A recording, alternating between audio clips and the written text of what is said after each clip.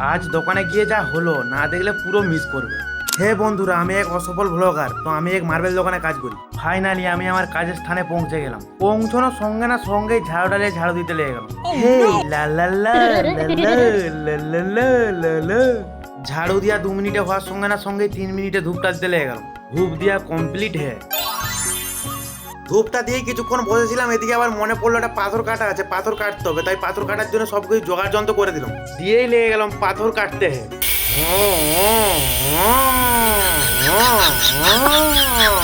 অনেকক্ষণ ধরে স্ট্রাগল करने के बाद কয়েক ঘন্টা के পর কাটা हो गया। তারপরেই দেখি চেংড়ু মালটা আ গিয়া। এই চেংড়ু মালের সঙ্গে একটু গল্প করার পর ফোনে রিচার্জ শেষ হয়ে গিয়া। ফোনে দিস ইজ মোবাইলে রিচার্জটা করার পর আবার দোকান চলে এলো। দোকানে এসেই দেখি ঘড়ির কাটায় 1টা বেজে গেছে। খানা খিদা পায়া, খেতে যেতে হবে। আমার বলাও যা করাও তা, টোটো লরি বাইক লরি সব দেখে দেখে পৌঁছে গেলাম। ঘরে এসে ঘোলটি মেরে দিলাম। এইদিকে আবার দেখি রান্না কমপ্লিট, ছাটাতে হবে তো, তাই চান করতে চলে এসেছি। সাবান নাম্বার 1 সাবান ছাড়া স্নান করি না।